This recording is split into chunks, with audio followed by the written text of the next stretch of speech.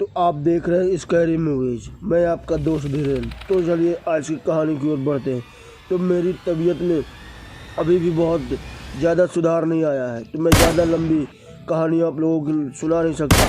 तो मैं अपने मित्र को बोला हूँ ये कहानी सुनाने के लिए, क्योंकि लगातार पिछले एक हफ्ते से वही कहानी सुनाता आ रहा है और आप लोगों का प्यार भी बहुत मिलता आ रहा है। तो मैं यही उम्मीद करता हूँ आप लोग ऐसे ही मेरी वीडियो देखते रहिए और मुझे सपोर्ट करते रहिए। तो चलिए आज की कहानी की ओर।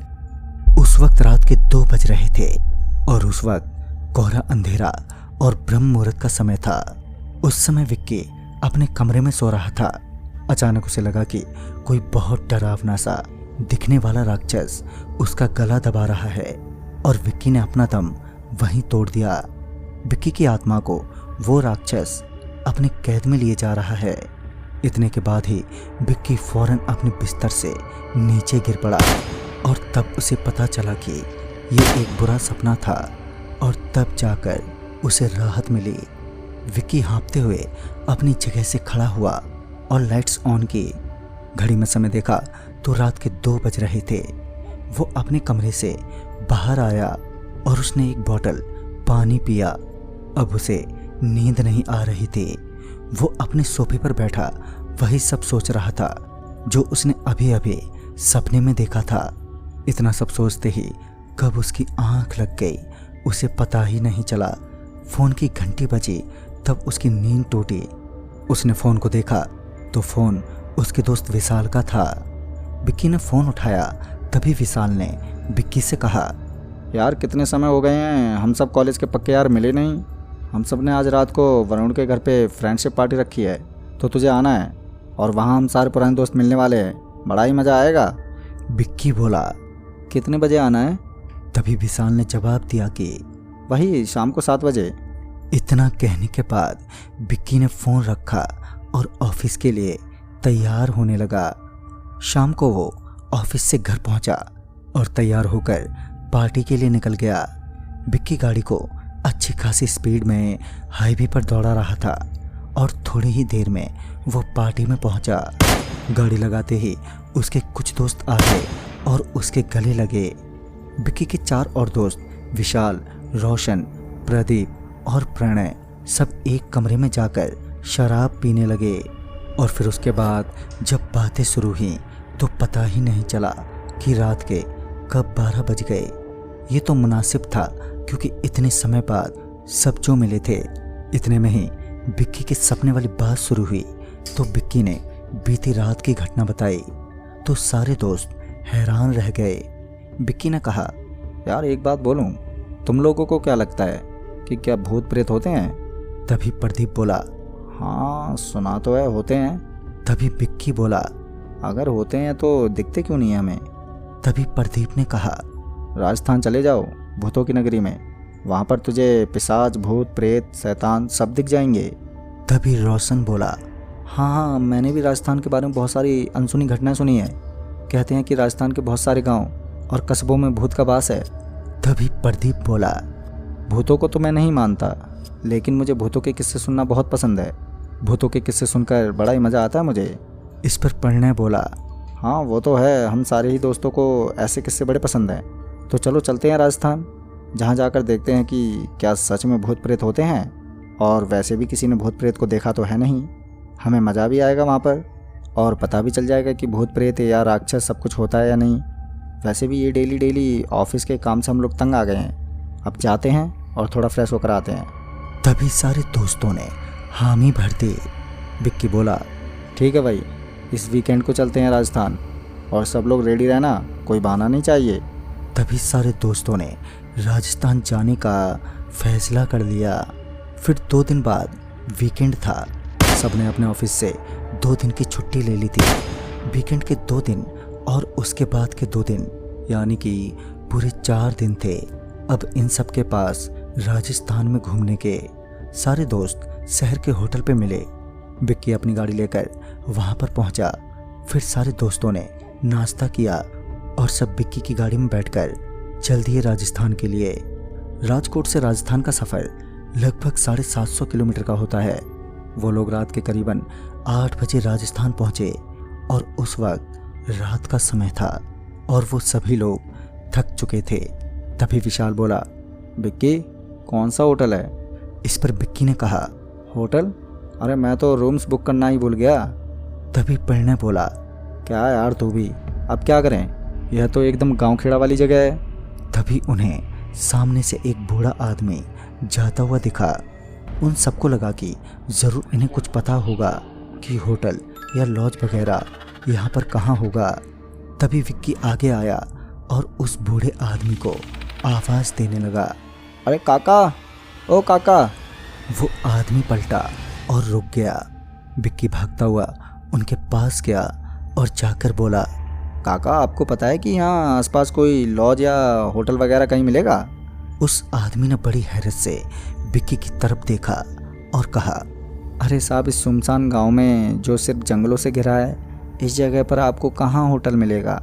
हाँ, अगर आप चाहें तो आप आज रात हमारे घर पर रुक सकते हैं। एक तो आप पहले से ही थके हुए हैं और इस वक्त कहाँ होटल ढूंढेंगे। आज की रात हमारे यहाँ पर ही रुक जाइए और कल सुबह आराम से चले जाइएगा। इस पर विक्की बोला, हाँ ठीक है काका, मैं अपने दोस्तों से बात करता हूँ अभी। तभी विक्की दौड़ता हुआ अपने दोस्तों के पास गया और बोला, यार कोई होटल या लॉज कुछ भी यहाँ पर नहीं है, लेकिन अगर तुम लोग चाहो तो उस काका के घर पर आज की रात रुक सकते हैं। कल सुबह चलेंगे और देखेंगे कोई होटल। विक्की की बात सुनकर सभी दोस्त राजी हो गए और सब उस काका के साथ उनके घर पर पहुंचे। तभी रोशन हंसते हुए बोला, लो तुम लोग को भूतिया जगह आना था, इस घर से भी कोई भूतिया जगह भला हो सकता है। इस पर विक्की ने कहा, आज की रात तो कैसे भी यहीं गुजारनी पड़ेगी भाई, दूसरा कोई ऑप्शन भी नहीं है हमारे पास। सच में वो घर बड़ा ही टूटा फूटा जैसा था, वो एक झोंपड़े जैसा था। तभी उस बूढ़े आदमी ने कहा, भूख तो नहीं लगी आपको? अगर चाहो तो खाना खा सकते हो।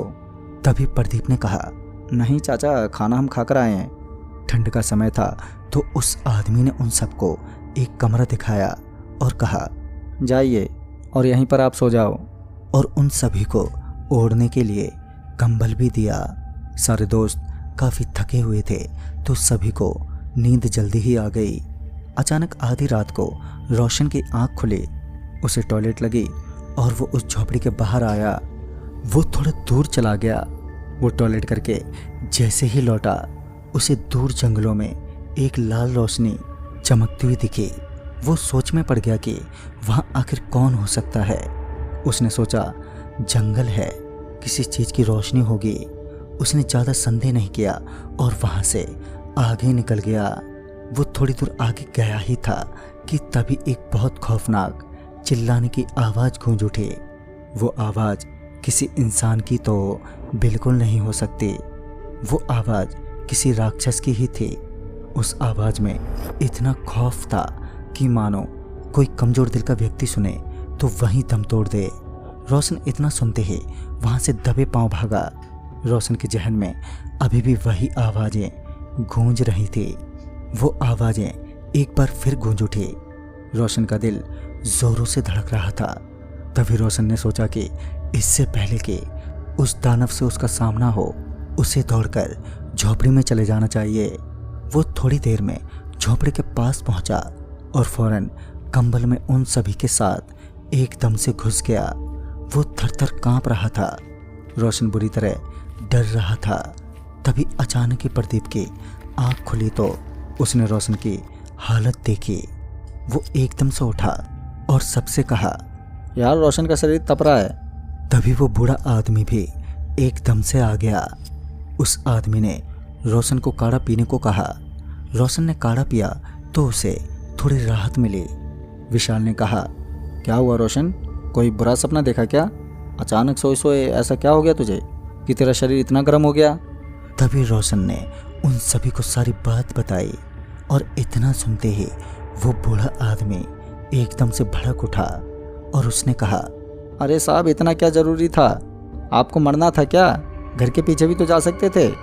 वो तो तुम्हारी किस्मत अच्छी थी कि तुम जिंदा हो, नहीं तो ब्रह्म मुहूर्त में इस गांव जैसी सुनसान सड़कों पे अकेले गुजरने वाले लोग अक्सर इस दुनिया से गुजर जाते हैं। तभी प्रदीप ने कहा, क्या चाचा, एक तो पहले से रोशन डरा हुआ है, क्यों उस बेचारे को झूठी कहानी सुनाकर और डरा रहे हो? वो आदमी बोला, तुम सब शहर की गोद में पले बड़े हुए हो, तुम ये सब नहीं समझोगे। इस कच्ची सड़क के कुछ मील आगे ठीक सामने की दिशा में एक जंगल पड़ता है। कहते हैं इस जंगल में एक शैतान रहता है, एक ऐसा शैतान जिसे देखने वाला आज तक कोनो जिंदा नहीं बचा। इस गांव से दूसरे गांव जाने का एक शॉर्टकट है जो इसी जंगल से गुजरता है। पहले जो लकड़हारे थे वो इसी जंगल में लकड़ियां काटने जाते थे। एक बार एक लकड़हारा गायब हो गया था। फिर गांव के कुछ लोग जब जंगल में गए तो उन्हें वो लकड़हारा नहीं मिला और फिर ऐसी घटनाएं और भी होने लगी। इस जंगल से कोई भी गुजरता तो वो जिंदा नहीं रहता। धीरे धीरे सब लोगों ने एक तांत्रिक को बुलाया तो उस तांत्रिक बाबा ने कहा कि इस जंगल में किसी दानव ने अपना बसेरा कर लिया है। सबको लगा कि ये जंगल श्रापित हो गया है। इस जंगल में कोई बेरहम दानव आ गया है जो बड़ी बेरहमी से अपने शिकार का कत्ल करता है। एक बार की बात है, कुछ लोग शहर से इस जंगल में आए थे। वो सब इस जंगल से पेड़ों को काटने के लिए आए थे।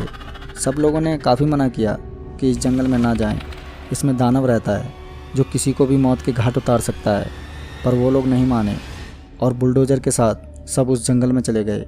लेकिन वही हुआ जिसका सबको डर था। करीबन 15 लोगों को वो शैतान निगल गया और बड़ी ही मुश्किल से कुछ लोग वहाँ से जिंदा निकल पाए। इस जंगल के आसपास से रात में तो क्या, दिन में भी गुजरने की हिम्मत किसी की नहीं है। अक्सर रात को यहाँ से गुर्राने और चिल्लाने की आवाज़ें आती हैं।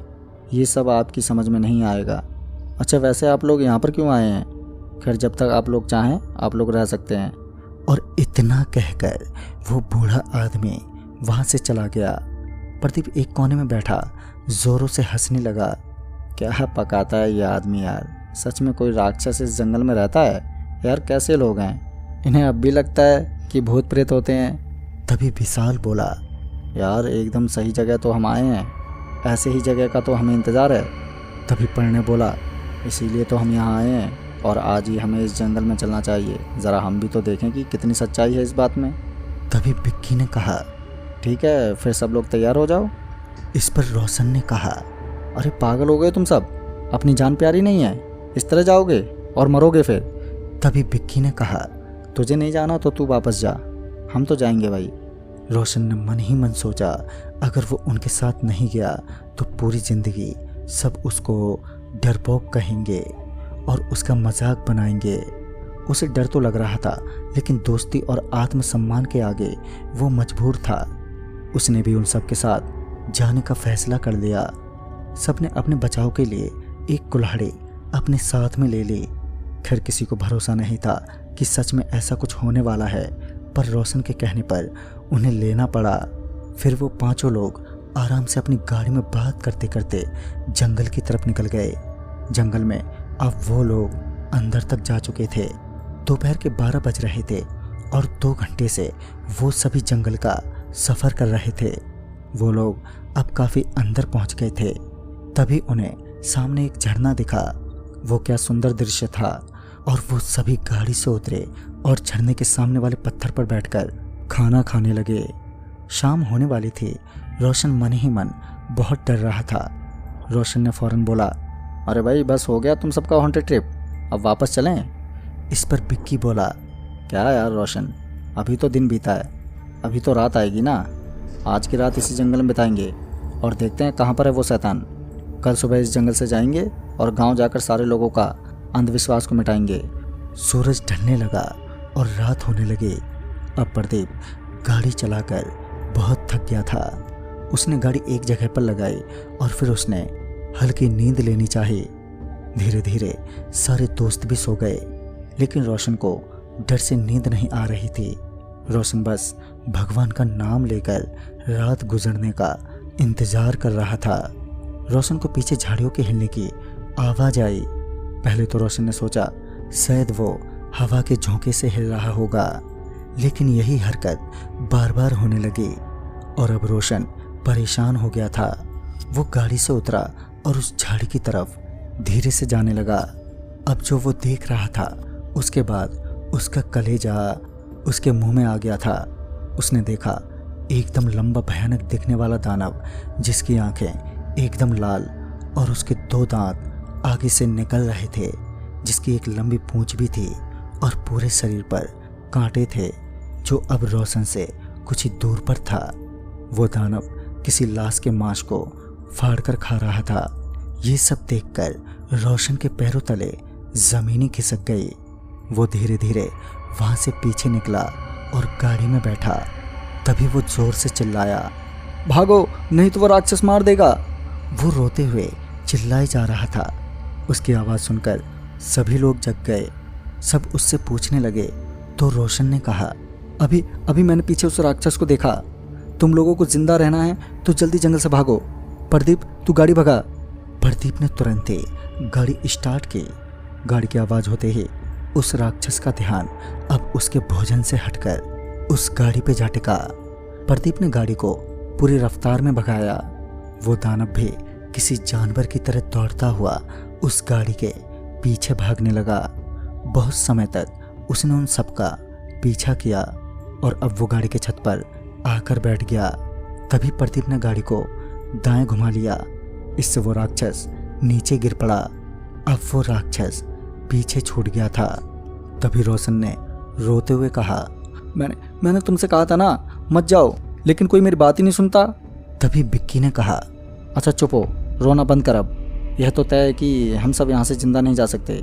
तभी बिक्की बोला, अरे सीधी सी बात है, अब उस दानव को पता चल गया है तो वो किसी न किसी को तो अपना शिकार बनाएगा। वो सभी इतनी बात कर ही रहे थे कि तभी अचानक से गाड़ी के सामने वही राक्षस आ गया। तभी प्रदीप ने तुरंत ब्रेक लगा दिया। सबके सब थर-थर कांपने लगे। वो राक्षस अब धीरे धीरे करके गाड़ी की तरफ बढ़ने लगा और फिर एक झटके में ही गाड़ी की कांच पर कूद गया। सब फटाफट गाड़ी का दरवाज़ा खोलकर अलग अलग दिशा में भागने लगे। लेकिन प्रणय ने सीट बेल्ट पहना हुआ था और उसका सीट बेल्ट खुल नहीं पा रहा था और वो अब डर से चिल्ला रहा था और रो भी रहा था। उसके सामने वो राक्षस घुर्रा रहा था। प्रणय जब तक कुछ करता कि उस राक्षस ने अपने दांतों से प्रण दर्द से चीख रहा था और जोरों से चिल्लाए जा रहा था। और अब वो राक्षस प्रणय को फाड़ कर खाने लगा। इतना ही समय था उन सब के पास बचकर वहां से निकलने का, लेकिन किसी को बाहर निकलने का कोई रास्ता ही नहीं पता था। सब सिर्फ भागे जा रहे थे। करीबन 1 घंटे बीते और सब एक बहुत बड़े जाल में फंस गए थे। सब एक साथ थे और अब सिर्फ 4 ही लोग बचे थे।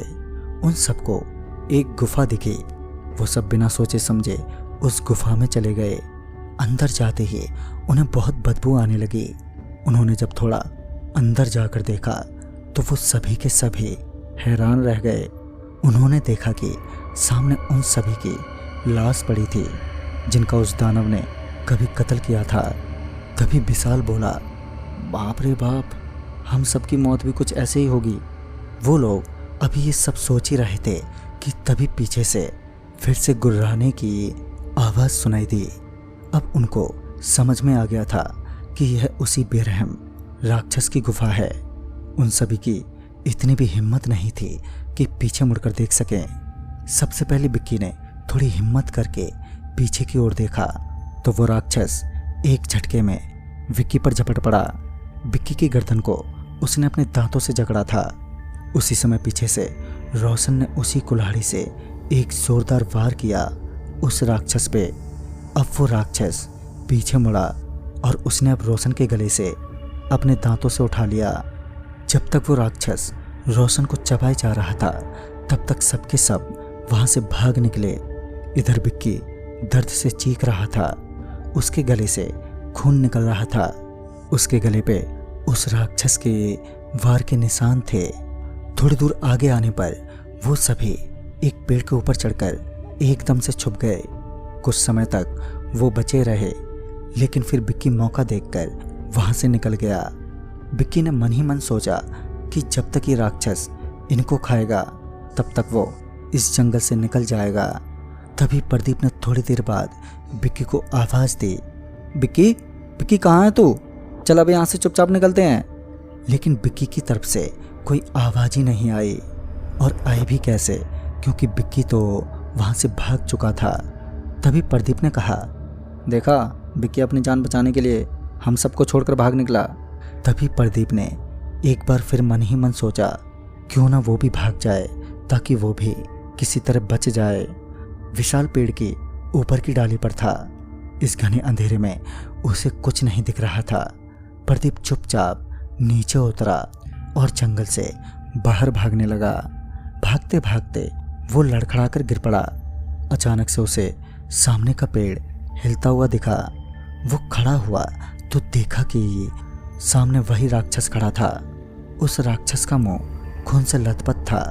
फिर एक झटके में उसने अपने जबड़े से प्रदीप को उठा लिया और फिर उसके साथ भी वही हुआ जो सबके साथ हो रहा था। अब पूरे जंगल में सिर्फ वही दानव की आवाज़ें गूंजे जा रही थी। उस दानव की बड़ी ही खौफनाक आवाज़ थी। विशाल ने जब आवाज़ सुनी तो उसे लगा कि शायद विक्की को भी उस राक्षस ने खा लिया और यह उसी की आवाज़ है, क्योंकि जब भी वो किसी का कत्ल करता है तो उस राक्षस की आवाज़ें पूरे जंगल में गूंज उठती हैं।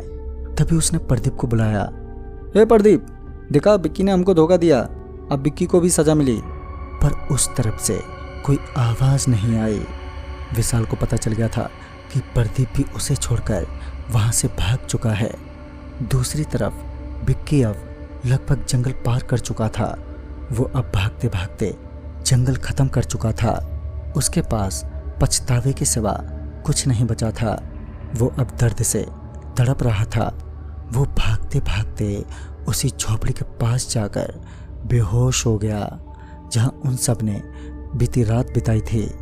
उस झोपड़ी में रहने वाले बूढ़े आदमी ने उसको उठाया और अपने घर में ले गया।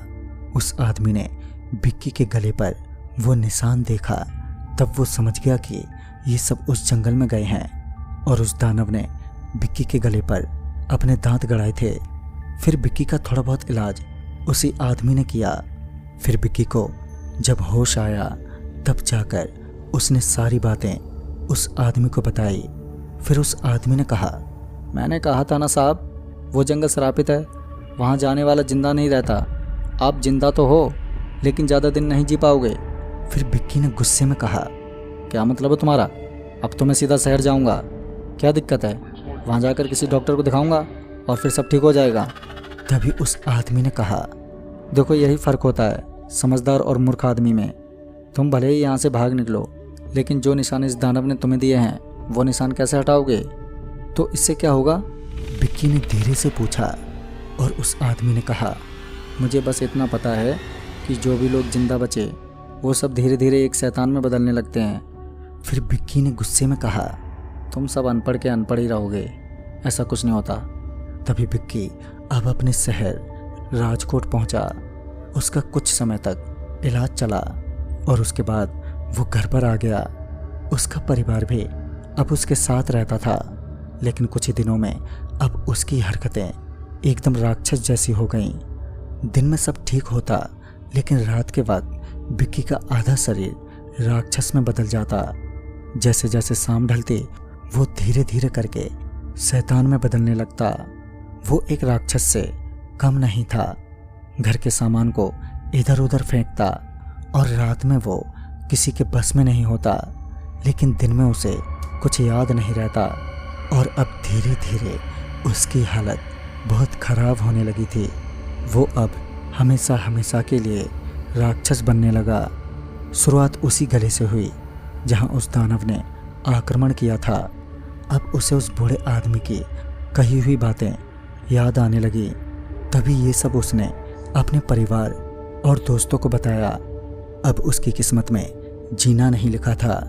वो धीरे धीरे शैतान में बदलने लगा और उसे अस्पताल में भर्ती किया गया। लेकिन 19 मई 2014 को उसने अपना दम तोड़ दिया।